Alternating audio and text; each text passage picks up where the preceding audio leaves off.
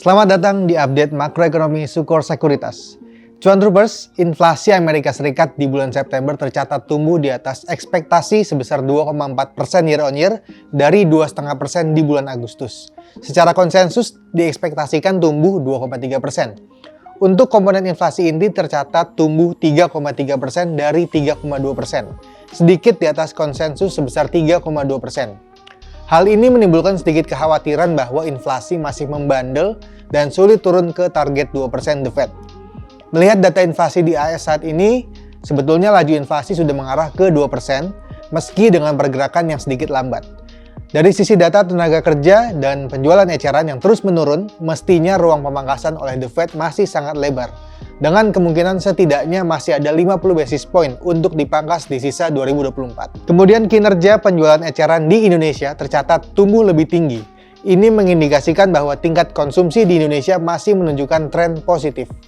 Meski begitu, indikator survei lain yang dilakukan oleh Bank Indonesia menunjukkan bahwa indeks kepercayaan konsumen menurun dari 124,4 ke 123,5 pada bulan September. Ini melanjutkan sinyal pelemahan konsumsi ke depannya, seperti yang digambarkan oleh data PMI Manufacturing yang terus terkontraksi selama 3 bulan terakhir.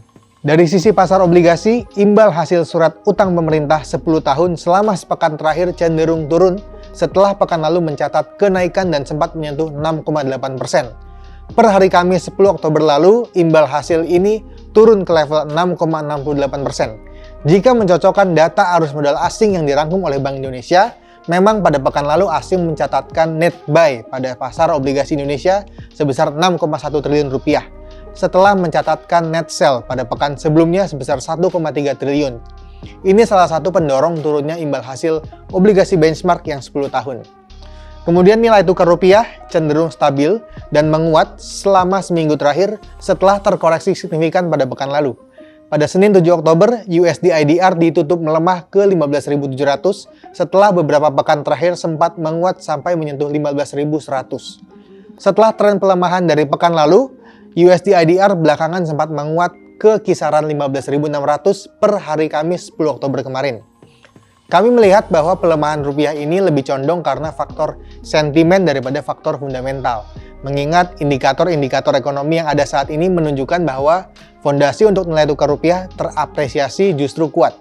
Ini didukung oleh data cadangan devisa yang tercatat masih berada di level yang baik pada bulan September sebesar 149,9 miliar US dollar, turun dari 150,2 miliar US dollar di bulan Agustus. Selain itu, neraca perdagangan Indonesia yang hingga saat ini masih surplus ditambah outlook-nya masih positif untuk surplus tersebut bertahan hingga tahun depan, serta antisipasi naiknya arus modal asing di tengah siklus pemangkasan suku bunga yang masih diantisipasikan secara konsensus akan mendorong rupiah untuk menguat. Faktor sentimen ini muncul dari ketidakpastian geopolitik yang menyebabkan arus keluar ke instrumen yang cenderung safe haven. Makanya, jika melihat mata uang Asia lainnya, mereka juga ikut melemah pasca serangan Iran ke Israel pekan lalu.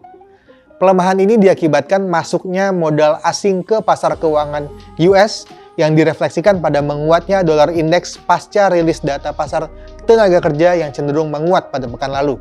Oleh karena itu, terlihat pergerakan rupiah ke depannya jika ada pelemahan tentu ditentukan oleh faktor sentimen dan eksternal, baik dari risiko geopolitik dan data ekonomi dari Amerika Serikat.